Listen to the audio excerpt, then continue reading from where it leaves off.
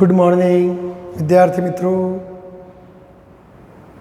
અગાઉના લેક્ચરમાં સ્થાનાંતર પ્રવાહની આપણે બરાબરની વાત કરી. હવે આ સ્થાનાંતર પ્રવાહને લગતા કેટલાક દાખલા છે એ આપણે જોઈ લઈએ.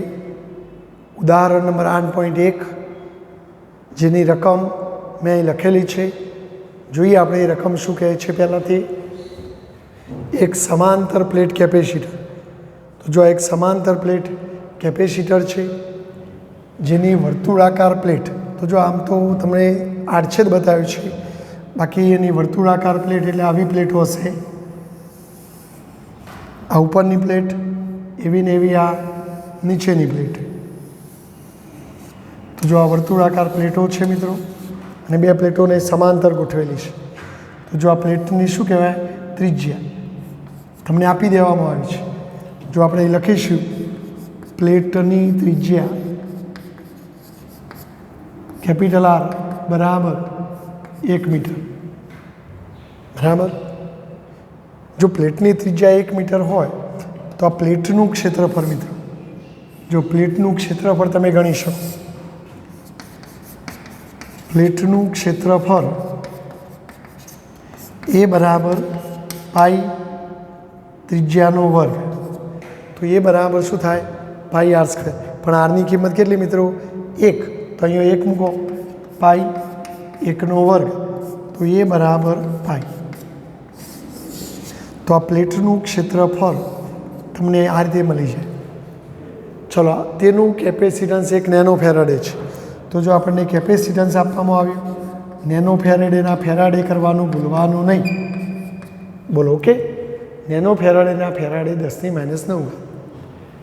તેને વિદ્યુતભારિત કરવા માટે, તો આ કેપેસિટરને વિદ્યુતભારિત કરવા માટે શરૂઆતમાં t બરાબર 0 સમયે r બરાબર 1 મેગા ઓહ્મનો અવરોધ. તો આપણા ચિત્રમાં જો અહીંયા એક અવરોધ જોડેલો છે, એટલે જો આ r એ અવરોધ છે અને આ r એ ત્રિજ્યા છે મિત્રો, ધ્યાન રાખજો. તો જો આપણે 1 મેગા ઓહ્મનો અવરોધ, 1 મેગા ઓહ્મ, મેગા ઓહ્મના ઓહ્મ કરો તો 10⁶ બરાબર છે. એટલે જો આપણે અહીંયા ત્રિજ્યા માટે સિમ્બોલ r' રાખવું હોય તો અહીંયા r' લેજો, એટલે કન્ફ્યુઝન ના થાય. બરાબર છે ઓકે. હા, 1 મેગા ઓહ્મના અવરોધ સાથે શ્રેણીમાં 2 વોલ્ટની બેટરી. તો જો એક બેટરી છે તો આપણને બેટરીનું વોલ્ટેજ આપવામાં આવ્યું 2 વોલ્ટ. તો આ 2 વોલ્ટની બેટરી સાથે જોડવામાં આવે છે આકૃતિમાં દર્શાવ્યા મુજબ.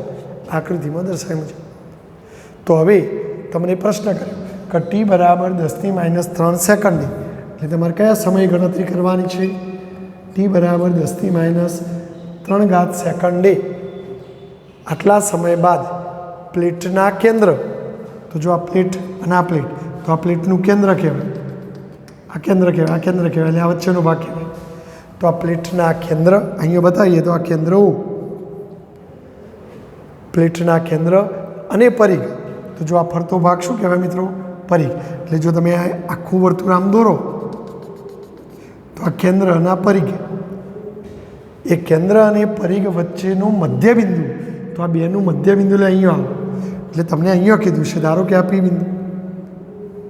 તો આપણે જો હવે આવું વિચારો કે આ પી બિંદુ, આવું બિંદુ, તો તમારા મધ્યબિંદુના અંતર, ધારો કે અંતરને હું સ્મોલ આર કહું, તો એ સ્મોલ આર કેટલું થશે મિત્રો, અહીંયા મને કહો.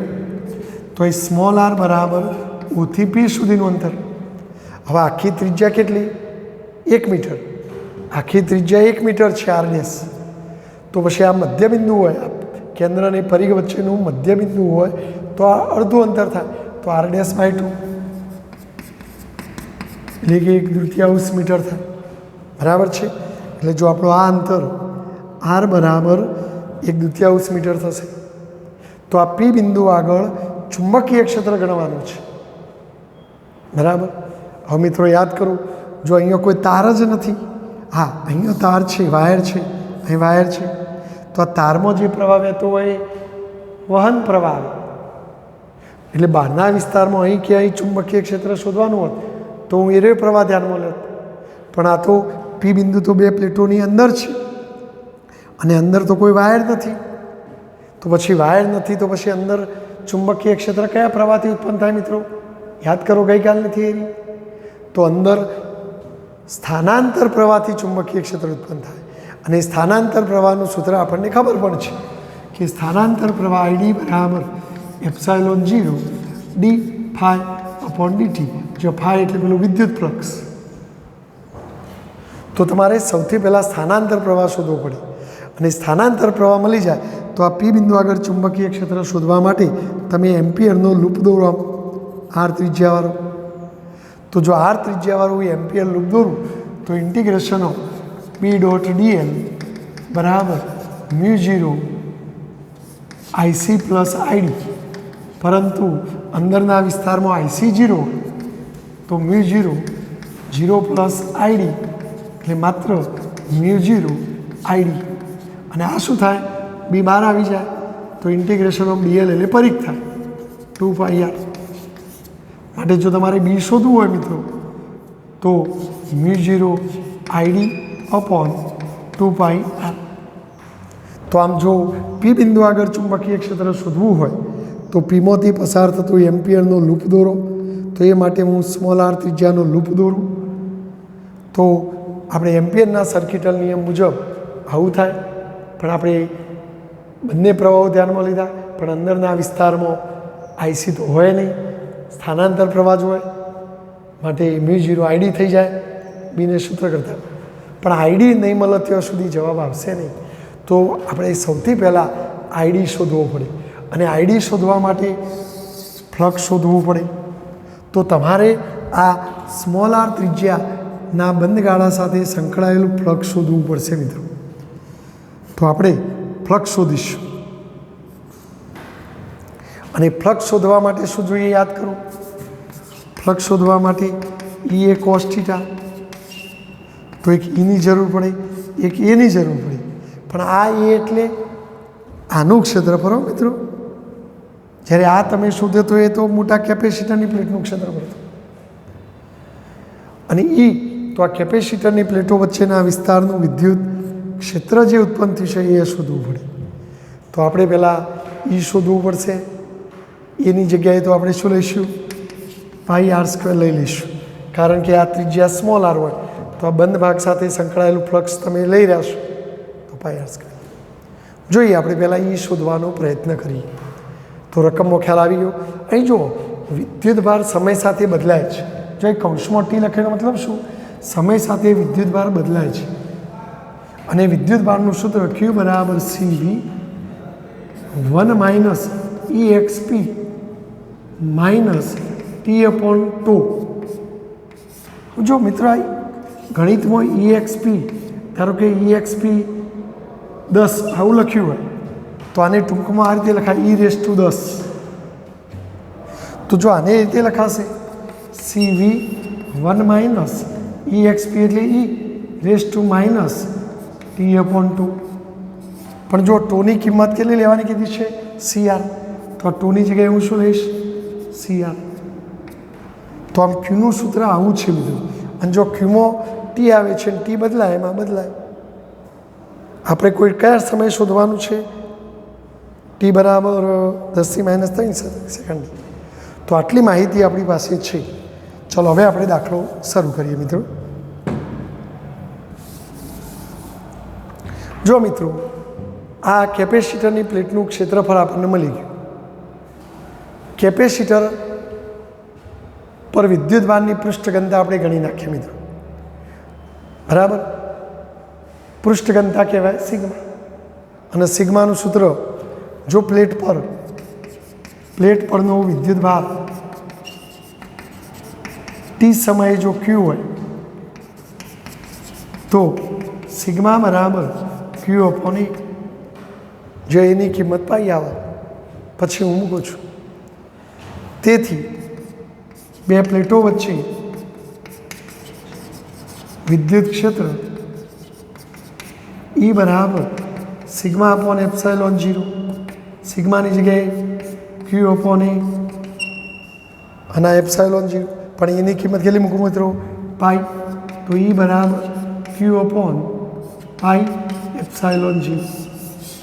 તો બે પ્લેટો વચ્ચેના વિસ્તારમાં વિદ્યુત ક્ષેત્ર આટલું હોય. ચલો E મળી ગયું.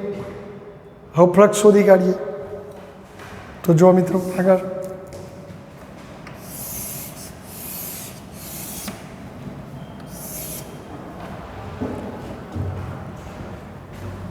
પી આગળ જો કાઢી નાખો એટલે પછી લખીશું આપણે વધુ. પી આગળ ચુંબકીય ક્ષેત્ર શોધવા ઓપી બરાબર આર ત્રિજ્યાનો બંધ ગાળો લઈએ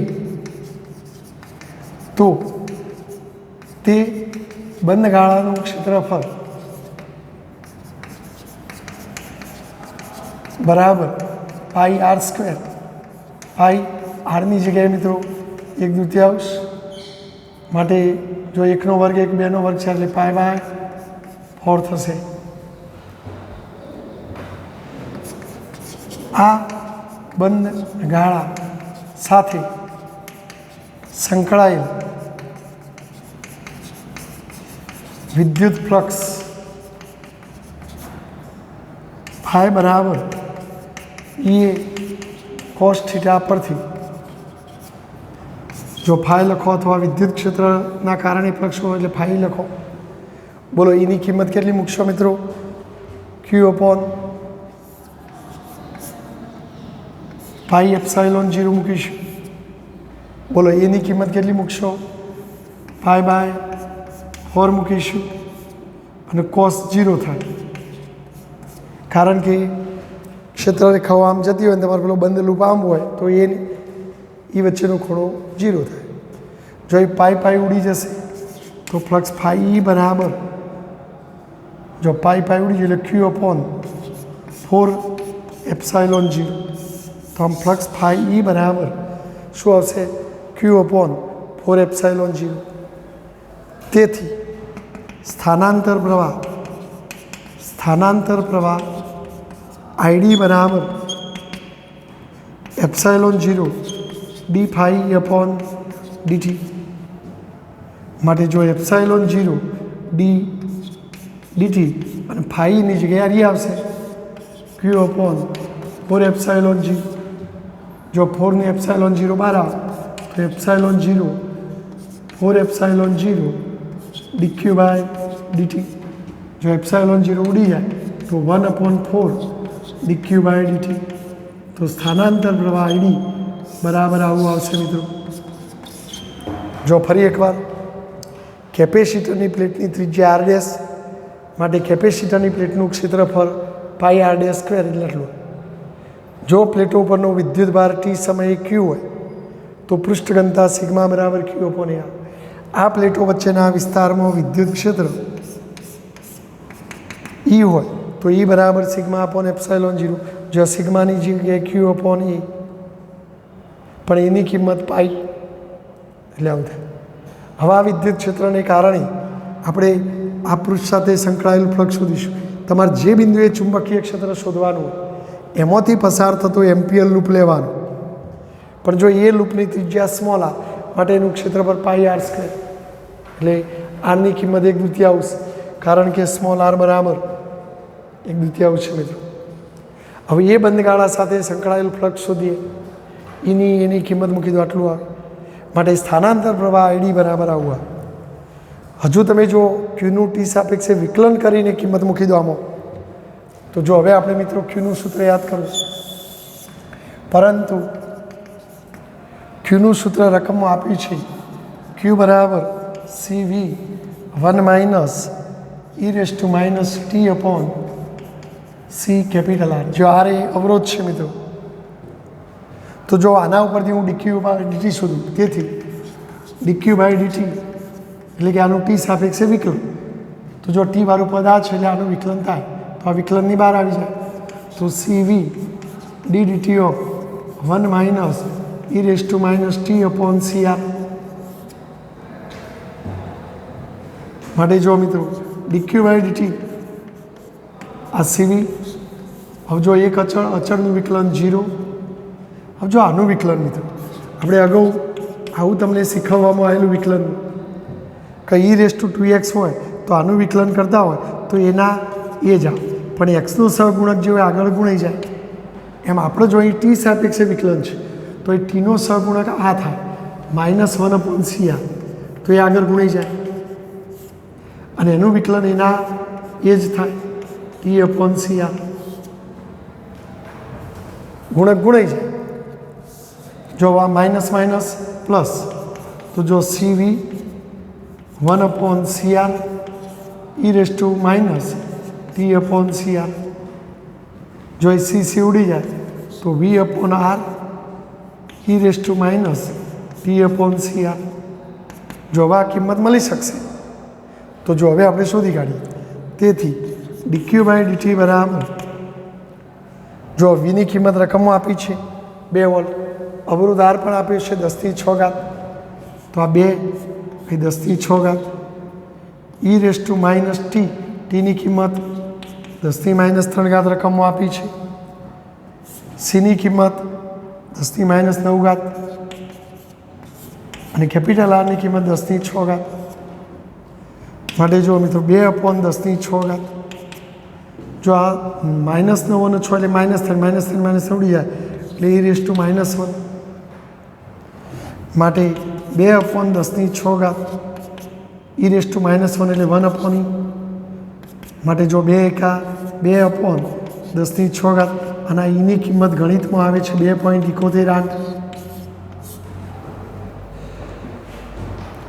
જો આનું કેલ્ક્યુલેટરથી સાદુરૂપ આપો તો 0.7358 અને આ 10⁶ ઉપર જાય તો 10⁻6. તો આ શું આવ્યું મિત્રો? dq/dt આવ્યું.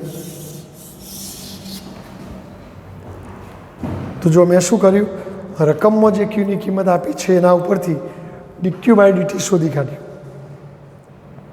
હવે આ કિંમત હું અહીંયા સમીકરણમાં એમાં મૂકું. ચલો જગ્યા ઓછી છે, સ્ક્રીનશોટ લઈ લેજો મિત્રો. ચલો ઓકે. જો હવે આપણે આગળ વધીએ મિત્રો. તેથી ID બરાબર 1/4 dq/dt, અને dq/dtની કિંમત 0.7358 ગુણ્યા 10⁻6. બરાબર છે.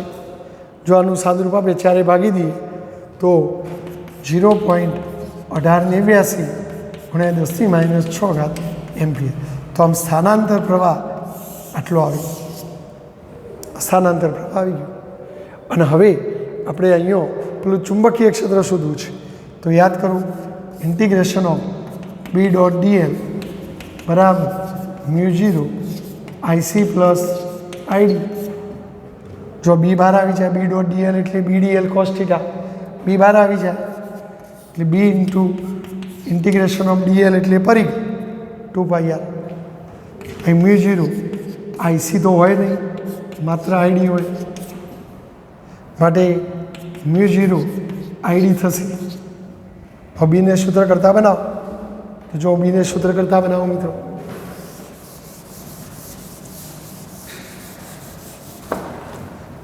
તો B બરાબર μ0 ID/2πr.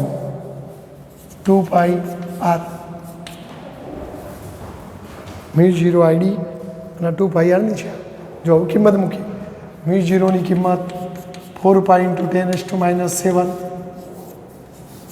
આઈડીની કિંમત તમે ગણી નાખી 0.1889 ગુણ્યા 10⁻6, 2πr. આરની કિંમત 1/2, સ્મોલ આરની કિંમત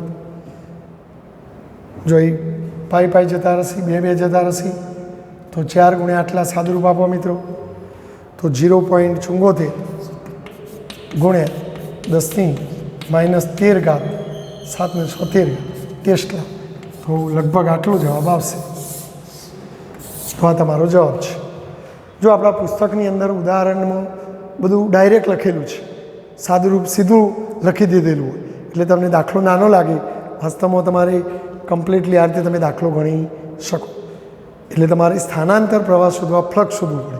ફ્લક્સ શોધવા માટે E અને A શોધવું પડે, અને E બરાબર σ/ε0 એ રીતે તમારે આગળ વધવું પડે. તો બાકીનો સ્ક્રીનશોટ લઈ અને લખી દેજો બાળકો. જો દાખલો તૈયાર કરી દેજો. સરસ 4 ગુણમાં કે 3 ગુણમાં પૂછાય એવો દાખલો છે.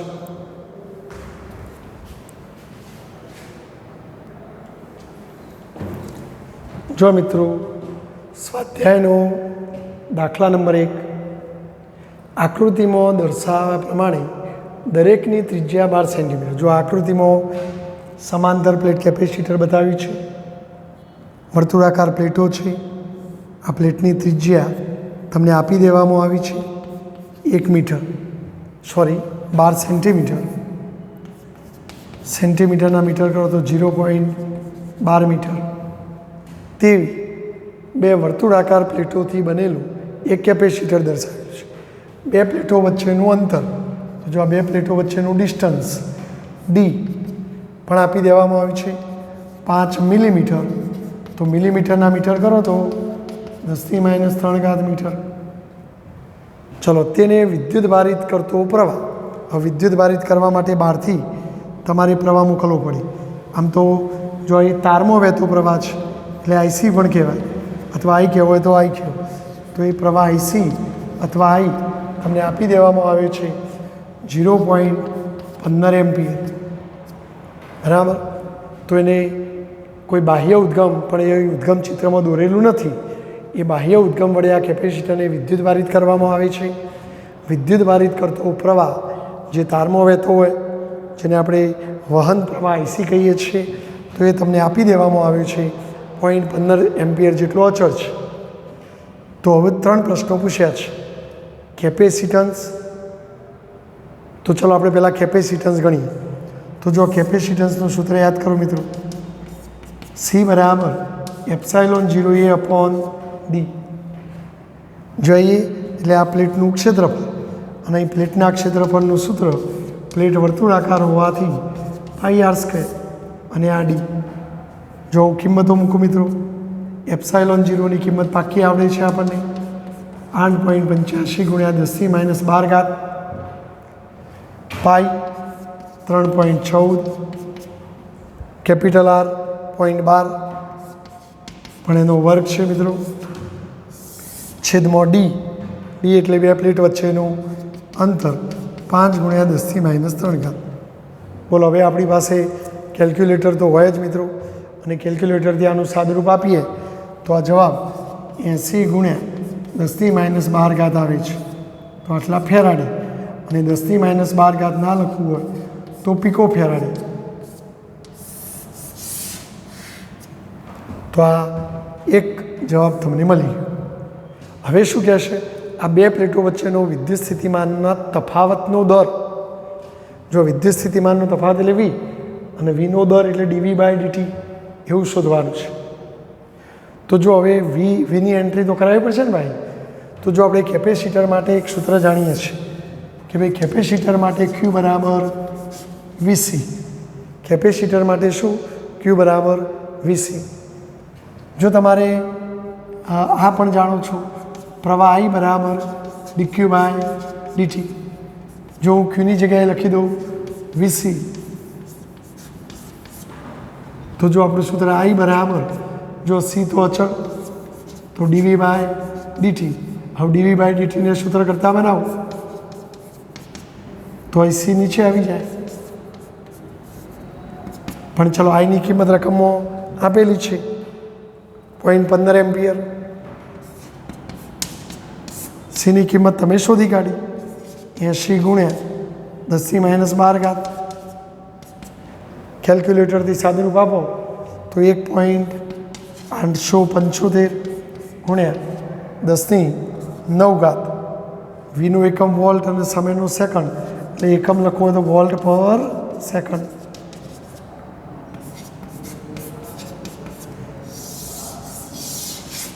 તો જો આપણને આ મળી ગયું તો ચલો, પહેલો પ્રશ્ન એ પૂરું થયું. હવે બીજો, પ્લેટો વચ્ચે સ્થાનાંતર પ્રવાહ ગણો. હવે સ્થાનાંતર પ્રવાહ ગણવો હોય તો પહેલાં તો સ્થાનાંતર પ્રવાહનું સૂત્ર આપણને આવડવું જોઈએ. તો જો સ્થાનાંતર પ્રવાહ ID બરાબર ε0 d∅/dt. તો જો ફ્લક્સ ગણવું પડે તો જો આપણે આ 2 પ્લેટો વચ્ચેના વિસ્તારમાં विद्युत क्षेत्र आम जतुं होय तो विद्युत क्षेत्रथी मळतुं फ्लक्स गणी काढीए। तो जो फ्लक्स गणવું પડશે મિત્રો, तो फ्लक्स शोधવાનું सूत्र અહીં फ्लक्स फाई बराबर ई ए cos थीटा परथी विद्युत फ्लक्स होवाथी फाई ई बराबर जो आ ईનું सूत्र बोलो કેપેસિટરની બે પ્લેટો વચ્ચે ઈ કેટલું હોય sigma upon epsilon 0 into IA અને cos 0 માટે फाई बराबर सिग्मा ए अपॉन एप्साइलॉन 0 आउं थाय मित्रों, राइट। हवे आ फाई नी किंमत अहींया मूकी दीए, तेथी स्थानांतर प्रवाह आईडी बराबर एप्साइलॉन 0 डी ऑफ फाई अने फाई नी किंमत कई मूको सिग्मा ए अपॉन एप्साइलॉन 0। जो एप्साइलॉन 0 बहार आवी जशे छेदमां तो ये तो उड़ी जवानुं, तो डी ऑफ सिग्मा ए परंतु सिग्मा इंटू ए एटले केपेसिटरनी प्लेट परनो विद्युत भार, कारण के सिग्मा बराबर क्यू अपॉन ए, तो सिग्मा ए बराबर क्यू, तो क्यू मूकी दो तो D Q by D T. अने बोलो क्यू एटले पेलो वहेतो विद्युत भार, अने विद्युत भार तो केवो वहेतो होय तारमो, तो तारमो वहेतो विद्युत भार एनाथी रचातो प्रवाह एटले केपिटल आई, अने केपिटल आई कोना जेटलुं होय आईसी जेटलुं। तो आम एनो मतलब कि आईडी बराबर आईसी, अने आईसी तो तमे आपेलो छे 0.15 एम्पियर। तो आ रीते स्थानांतर प्रवाह तमे गणी शको। बोलो ख्याल आवी गयो। क्यूनु टी सापेक्षे विकलन एटले प्रवाह, पण ए तारमां वहेतो प्रवाह, तारमां वहेतो प्रवाह ए आपणो आईसी छे। जो हवे तीजो प्रश्न, शुं किर्चॉफनो प्रथम नियम संगारकनी दरेक प्लेट माटे साचो छे? तो याद करो तीजું चैप्टर, किर्चॉफनो पहलो नियम शुं हतो कि कोईपण जंक्शन बिंदु आगे आवतो प्रवाह बराबर जतो प्रवाह। एम आपणे संगारकनी दरेक प्लेट, तो आ प्लेट लईए तो बोलो आ प्लेट पर आवतो प्रवाह कयो आईसी, अने अहींया जतो प्रवाह कयो आववानो स्थानांतर प्रवाह, अने बोलो स्थानांतर प्रवाह पण जो 0.15 ज छे अने आवतो प्रवाह पण 0.15 छे। तो शुं किर्चॉफनो प्रथम नियम दरेक प्लेट माटे साचो छे? तो हाँ, अने अहींया पण एवुं ज थवानुं, बारे एटलुं ज आववानुं। तो આપણે જો ત્રીજા પ્રશ્નનો જવાબ આપણે લખીશું કે હા, અહીં પ્લેટ પર તારમાં આવતો પ્રવાહ, આવતો વહન પ્રવાહ આઈસી અને જતો સ્થાનાંતર પ્રવાહ આઈડી સમાન છે। તેથી કિર્ચોફનો પ્રથમ નિયમ પળાય છે એટલે સાચો છે। તો એ કિર્ચોફનો પ્રથમ નિયમ સાચો છે, બરાબર, એટલે પળાય છે ના લખો તો સાચો છે। એકદમ સહેલો દાખલો છે મિત્રો। તો ચલો સ્ક્રીનશોટ લઈ લેજો અને ગણી કાઢજો મિત્રો।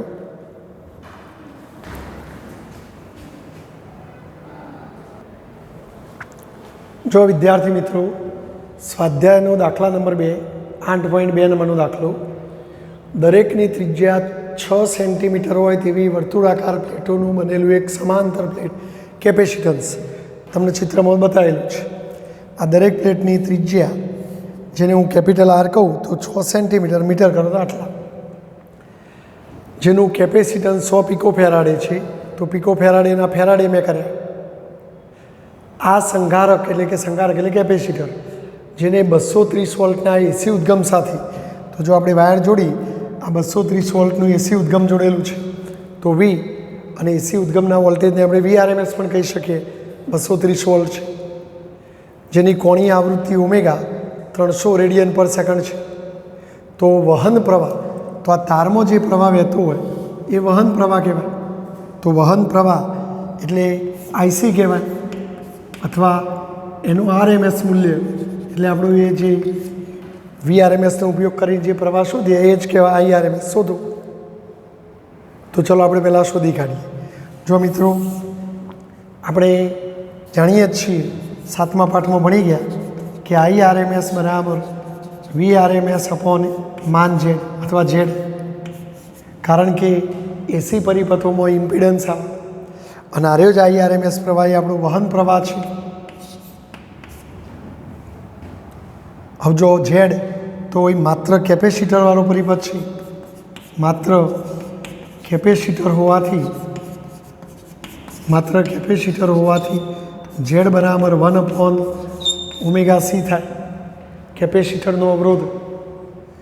ચલો આ ઝેડની કિંમત અહીં મૂકી દો તો IRMS બરાબર VRMS અપોન 1/ωc. ωc ઉપર જશે તો IRMS બરાબર VRMS ઇન્ટુ ωc. જો કિંમતો મૂકી દઈએ મિત્રો, VRMSની જગ્યાએ 230 વોલ્ટ, ઓમેગાની કિંમત 300 અને Cની કિંમત 10⁻10. કેલ્ક્યુલેટરથી સાદુરૂપ આપો તો 6.9 ગુણ્યા 10⁻6 એમ્પિયર. તો આમ વહન પ્રવાહ IC અથવા IRMS પ્રવાહ તમને આટલો જોવા મળશે.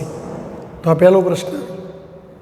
બીજો પ્રશ્ન, શું વહન પ્રવાહ અને સ્થાનાંતર પ્રવાહ સમાન હશે? તો જો બીમો આપણે લઈ કહી શકીએ, હમણાં અગાઉના દાખલામાં પણ જોયું કે વહન પ્રવાહ જેટલો તારમાં વહેતો હોય તો અહીં સ્થાનાંતર પ્રવાહ પણ એટલો જ હોય, એટલે આપણો અહીં જવાબ આવશે હા,